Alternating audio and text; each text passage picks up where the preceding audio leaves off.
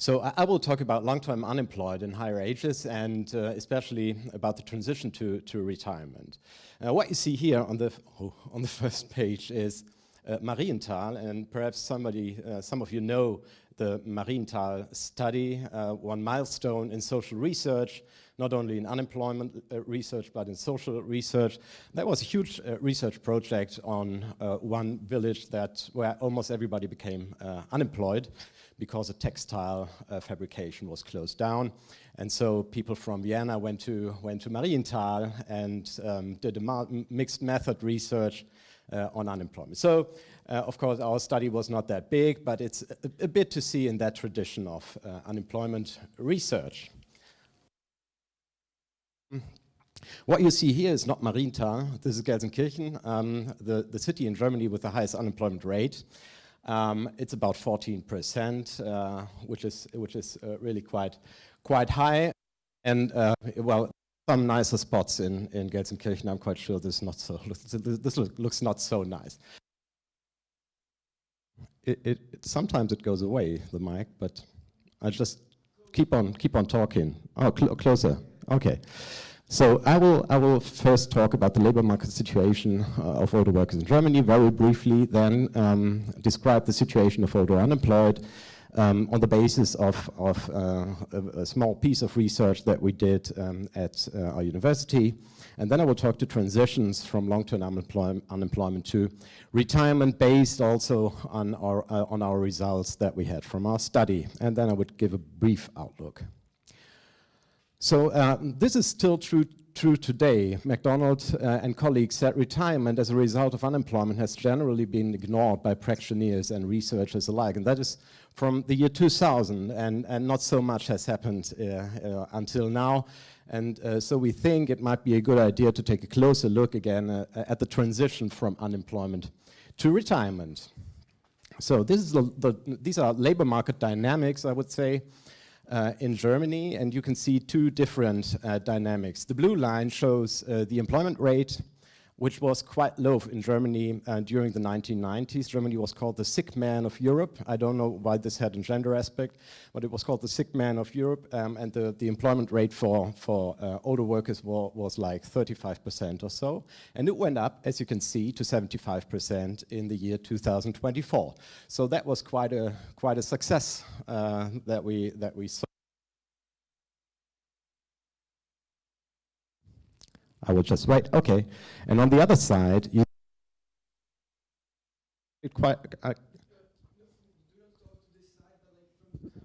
from the top. I will give my very best. So this is a learning process for me. So this is the blue line where we can see the success story of employment of older workers, and I'm not quite sure if it's enough. As so often in our life. So, so the blue columns are the numbers, the absolute numbers in thousands of unemployed people in the age group 55 to 65. And what you can see is that it went down until the pandemic and went up after the pandemic, so that we have 680,000 people in unemployment in Germany. So why had we this success story in employment? We had pension reforms in Germany. The statutory retirement age was increased, as it was in a lot of European countries. We had higher qualification levels, labor shortage, better overall health status, and so the employment rate went up, and a quite good economic development at that time. In addition, what we see now is that around 1.5 million people in retirement age are still working.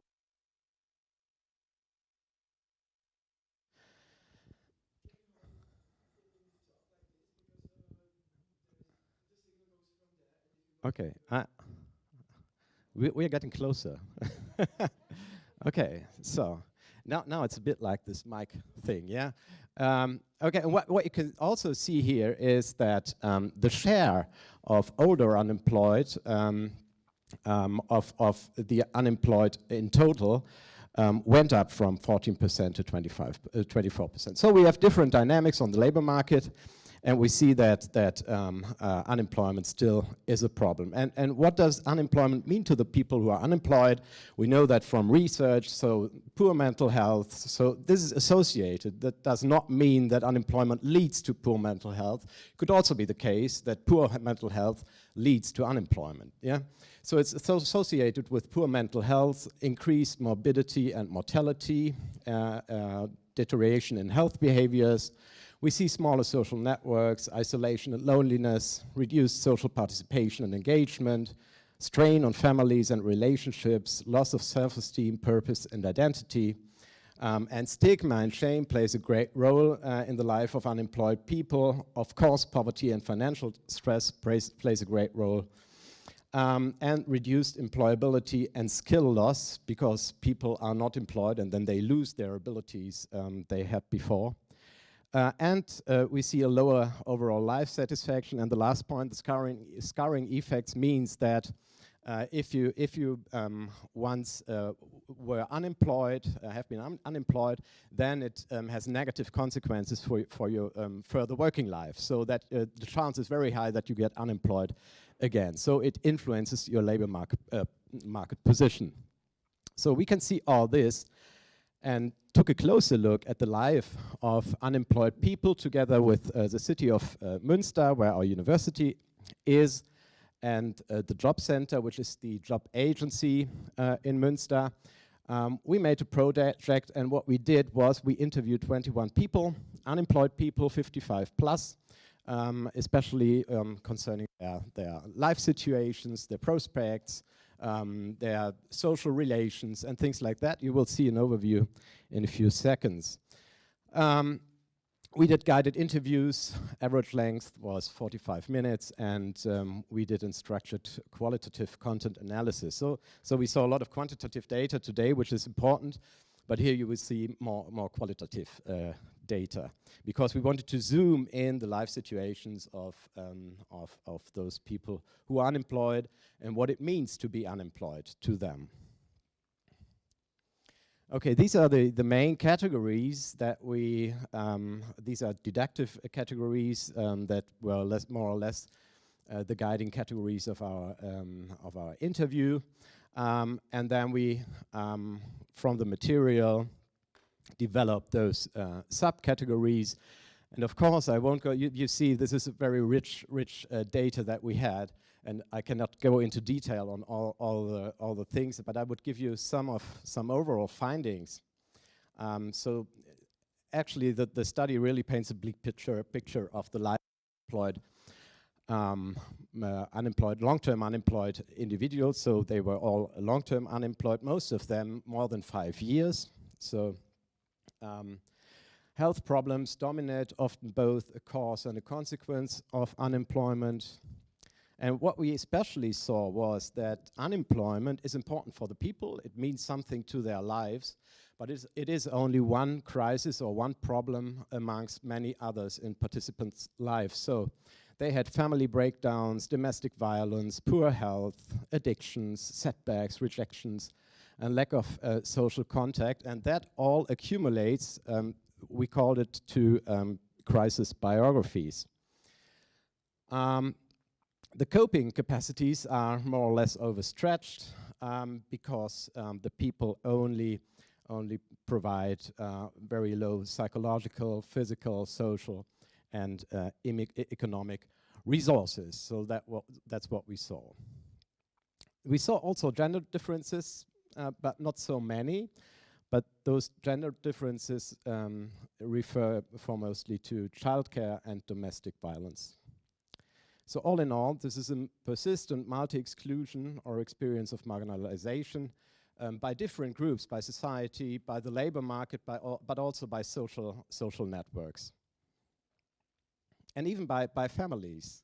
So because ideas of life do not fit together any longer. So if you're unemployed for a long time and you have a brother or a sister with a family, they are all employed, those life ideas or situations do not really fit together. It has to do with shame and things like that.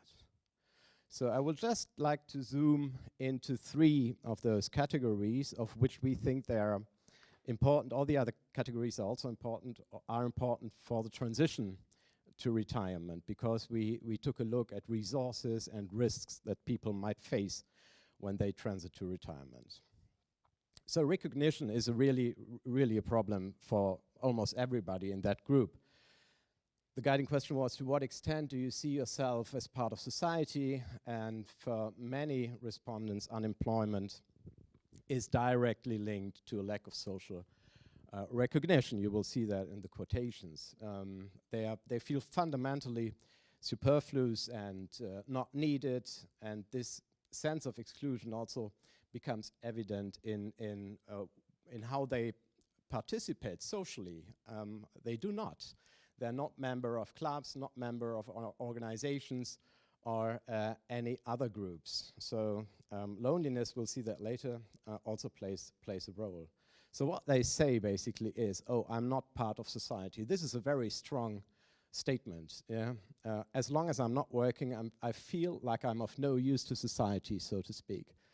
You really start off to feel superfluous, not being needed, not being useful for anything, and so on and so forth. It really weighs on your mental health, and with every rejection, it drags you down even further. So that are the experiences. This is interesting. Well, I don't tell anyone. Yeah, when I meet someone, I don't tell anyone that I'm unemployed, because unemployed people are just the lowest level of society. Okay, we'll skip that and go to the next category. But all in all, you see that recognition is a really severe problem for people, for long-term unemployed people.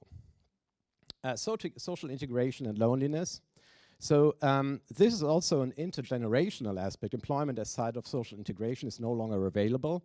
I mean, where do people at a higher age have contact except the family? To younger people, it's the workplace. Perhaps in clubs or organizations, as we saw, they are not represented in organizations or clubs. So they lose all their intergenerational relations except the ones to their families. And of course, social employment is important for social contacts, but this is no longer available for this group. Family is important, but it can be a risk, domestic violence, or a resource. And we saw that some people had no longer contact to their children and things like that. So this is a burden more than it is a resource. Some reported contacts with neighbors, but not so many. And people do not seem really involved in those social networks. You know, they say hello, perhaps, how are you, and then they go on. And it's difficult for them to maintain social contacts without having the necessary financial resources, because they can't do anything. They cannot go for a coffee or have dinner together or whatever. And many respondents show tendencies towards loneliness. I have to be a bit quicker, I see. So these are quotes that, quotes that just show that people are really feeling lonely. Well, you're lonely, that's for sure. Yeah, well, lonely, I've gotten used to it. So loneliness plays a great role in day-to-day life of the people. And people provide also resources like hobbies, skills, interests, and some social networks, but not so many. And what is the most striking resource is the motivation to work again. So people are really, and this has also something to do with recognition and the feeling of shame, but in the interviews people say, well, we would love to work again. This belongs to me, working belongs to me. So this is basically what those quotes say. So given this situation, what does it mean for the transition to retirement? We know that voluntariness is important for retirement, that the quality of pre-retirement employment is important, and all the other aspects you see there, and they are not or hardly provided by the people in our group. We know from research, there's very poor research on the transition from unemployment to retirement. We know that life satisfaction increases, but only for a short time, because then it's like a honeymoon effect. So people get away from the shame and have a position that is somehow recognized. but they see after a while that their life situation is still bad, and then life satisfaction goes down again.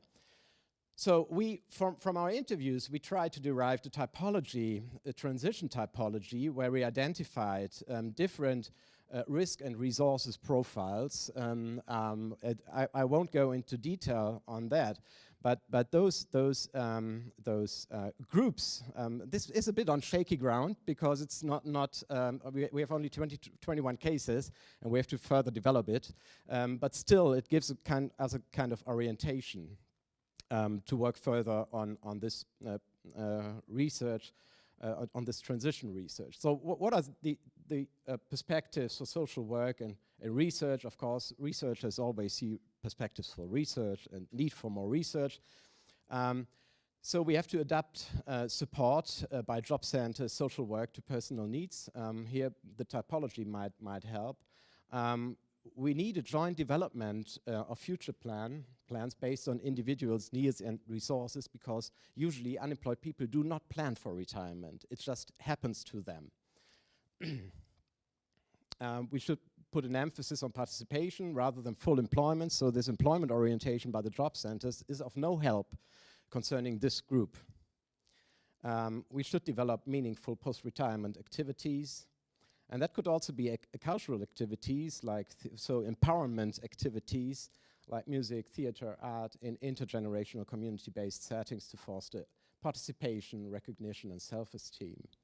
And we need more and better health prevention programs, because most of the people have severe health problems, but we see that the most prevention programs do not really work. So, and what is the outlook for further research? What are the typical transition patterns from unemployment to retirement, and what does life look like after the transition in the long run? We do know nothing about it. What types of support systems or regimes can provide effective assistance for which group? So this would be difficult because it's a mixture of pension insurance and unemployment insurance that play a role.